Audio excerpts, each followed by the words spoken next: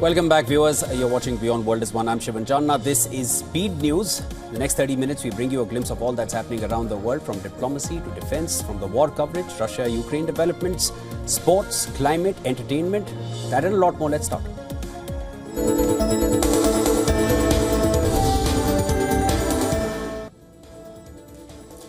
A powerful blast in the Gaza Strip on Wednesday intensified international criticism of Israel's renewed offensive in the besieged territory. The offensive has devastated Gaza, displacing nearly 180,000 people in just the past 10 days, according to the International Organization for Migration. Israel has allowed limited aid into Gaza, but it's far from sufficient to meet the needs of the 2 million strong population facing an imminent risk of famine. Despite partial aid flow, Israeli military attacks continue, with at least 26 Palestinians killed in recent bombardments, according to Gaza's health ministry.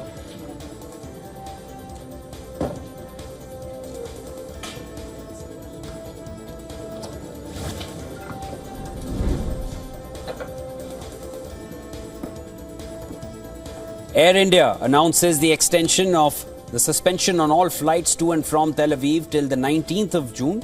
Suspension first came following May 4th strike when Israeli air defenses failed to intercept incoming Houthi ballistic missiles from Yemen that impacted near an access road several hundred yards from the control tower at the main Terminal 3. Since then, the majority of foreign airlines have been extending the cancellation of flights to and from the country from a few days to a couple of weeks, leaving many Israelis stranded overseas.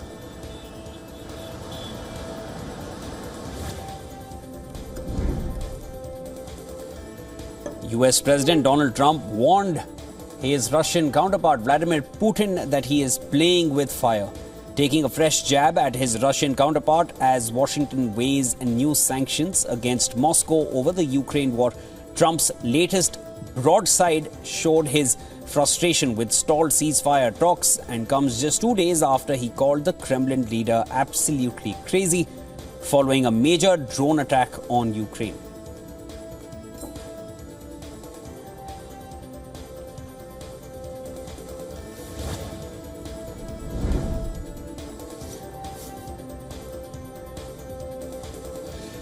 The US Secretary of State Marco Rubio has ordered the suspension of student visas and the processing of student visas as President Donald Trump's administration ramps up vetting of their social media profiles.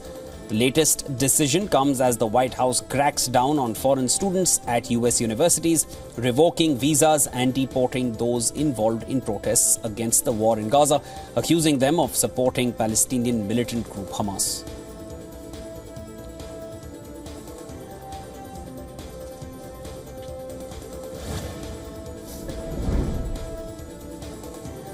Harvard University students held a rally to protest against US President Donald Trump's administration's attacks on the institution. The Trump administration has been critical of Harvard's diversity, equity, and inclusion policies, accusing the university of fostering anti-Semitism and being hostile to Jewish students. The government already has cancelled more than $2.6 billion in federal research grants for the Ivy League school, which has pushed back on the administration's demands for changes to several of its policies. The Department of Homeland Security took this latest step because Harvard failed to comply fully with requests to produce records about its foreign students. Homeland Security Secretary Kristi Noem said this in a letter. Harvard said the action is unlawful and undermines the school's research mission.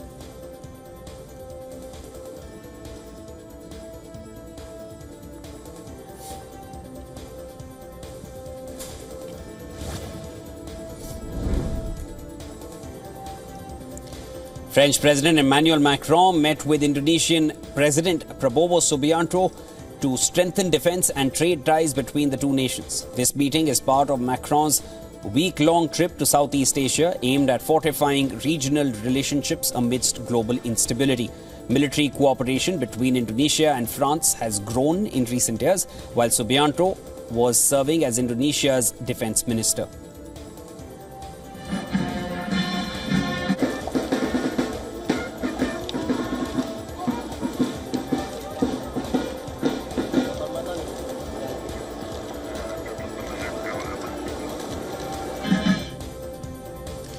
The two leaders met last November on the sidelines of the 2024 G20 summit in Brazil, where they discussed Indonesia's plans to buy fighter jets and submarines from France. Macron arrived in Jakarta on Tuesday evening, accompanied by his wife Brigitte Macron, for a 3-day visit focused on solidifying bilateral relationships. Yes, and indeed we have a very special relationship.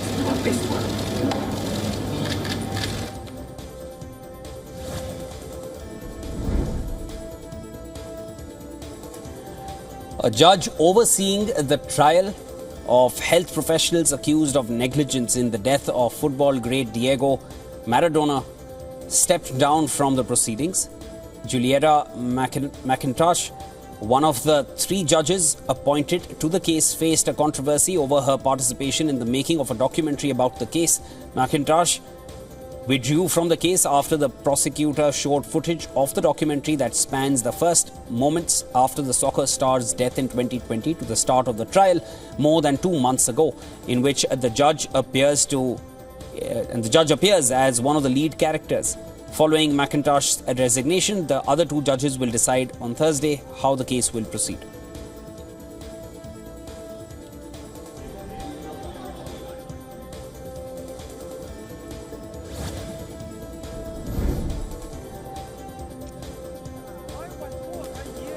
An explosion at a chemical plant in eastern Chinese province of Shandong claimed the lives of at least 5 people, while leaving 19 injured and 6 reported missing. The blast left behind a trail of destruction on the site, which spans 116 acres. Drone footage from the area showed debris strewn across huge swathes of land and mangled wreckage. According to a statement issued by China's Emergency Response Authority, more than 200 emergency workers responded to the blast. While the cause of the blast is yet to be determined, locals have been advised to wear masks amid contamination fears.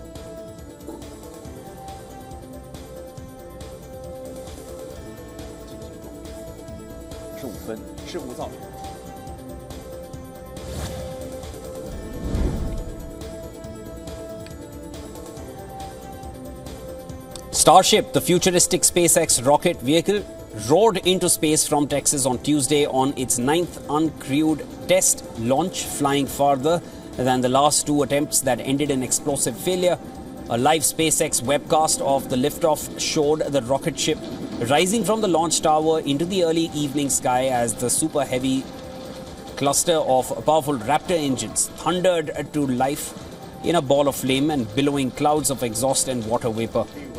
As expected, the 232-foot first stage rocket separated from the upper stage Starship vehicle several minutes after launch and headed back towards Earth.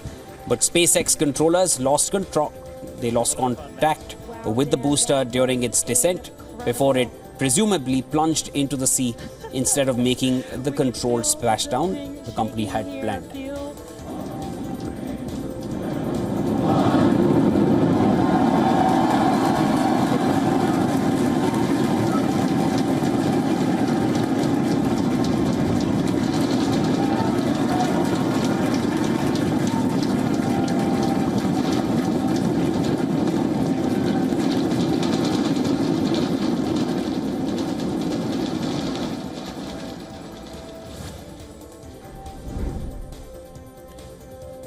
And the office of Malaysia's Prime Minister has said that Brunei's ruler Sultan Hassan Al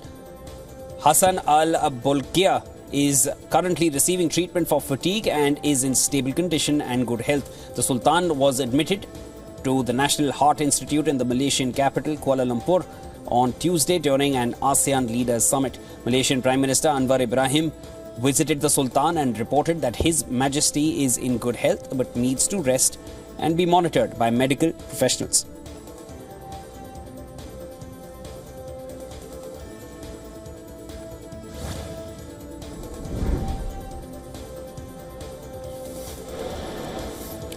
Rio de Janeiro's mayor, Eduardo Paes, has rolled back some of the city's new beach regulations after widespread criticism from locals and tourists.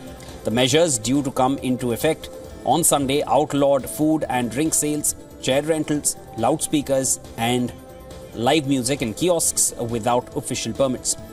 Paes said the restrictions on live music had been introduced because some kiosks were playing music above permitted volumes and beyond the 10 p.m. cutoff time.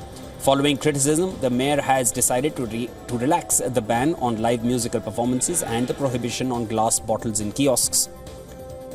However, other measures, including the ban on loudspeakers and the crackdown on unlicensed food and drink sales, continue to remain.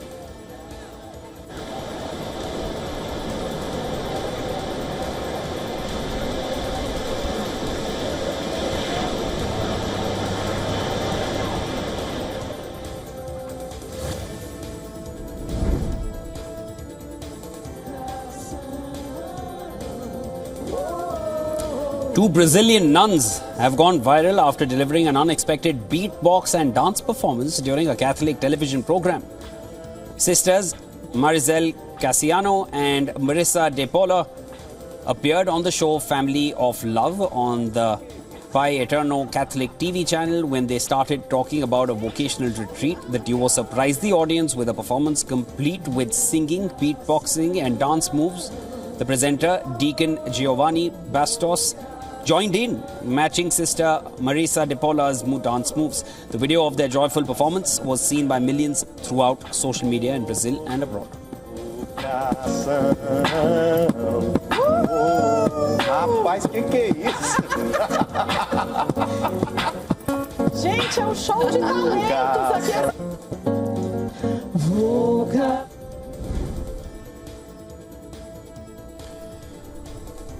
The United Nations has warned there is now a 70% chance that average warming from 2025 to 2029 will exceed the 1.5 degrees Celsius international benchmark.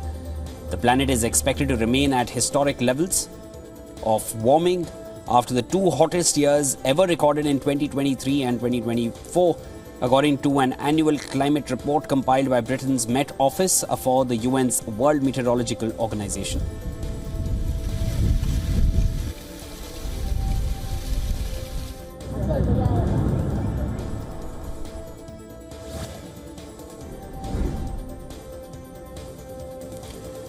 Japanese yen was steady as ructions in the bond market kept the spotlight on the fiscal health of major economies, while the US dollar was firm due to upbeat economic data and signs of easing trade tensions. The yen cut its losses to trade flat after dropping 1% on Tuesday in the wake of reports that Japan will consider trimming issuance of super long bonds after a sharp rise in yields in recent weeks. On Wednesday, yields in Japanese government bonds were elevated, as were US Treasury yields, but the reaction in the market was fairly muted. The yen has gained nearly 9% so far in 2025 due to dollar weakness and safe haven flows as investors flee US assets in the wake of the erratic trade policies under President Donald Trump that have roiled markets.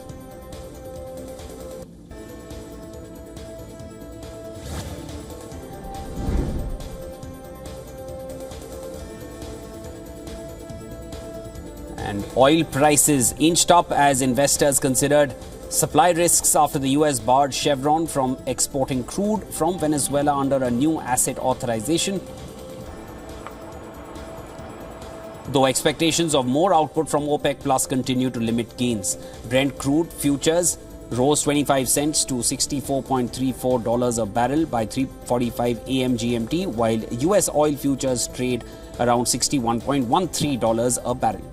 The Trump administration has issued a new authorization for US major Chevron that would allow it to keep assets in Venezuela but not to export oil or expand its activities. The market also found some support after Trump said earlier this week that he was weighing new sanctions on Russia.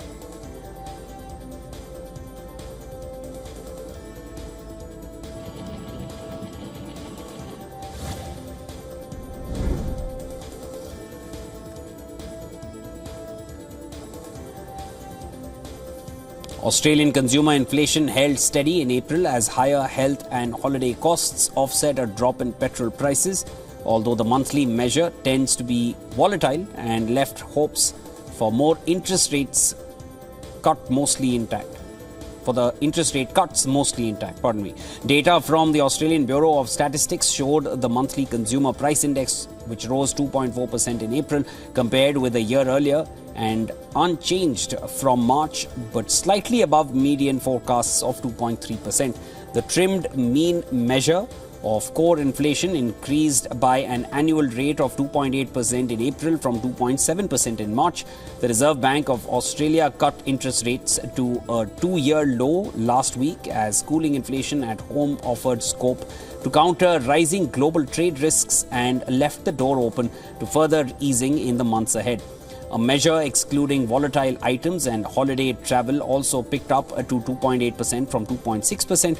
Still, those figures remained in the central bank's targets band of 2 to 3%.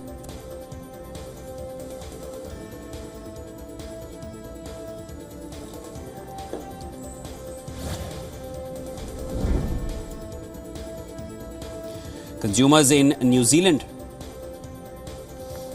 get relief as the central bank cut its benchmark rate by 25 basis points to 3.25% and flagged a slightly deeper easing cycle than it forecast 3 months ago, underlining the rising economic risks from a sharp shift in U.S. trade policies. U.S. President Donald Trump's sweeping tariffs and his broader economic agenda have shaken up financial markets and raised fears of a recession, complicating policy making for central banks and delaying investment decisions across a whole host of industries. The central bank has slashed rates by 225 basis points since August, with lower inflation giving policymakers leeway to reduce borrowing costs as the economy faces fresh global risks from Trump's international trade war.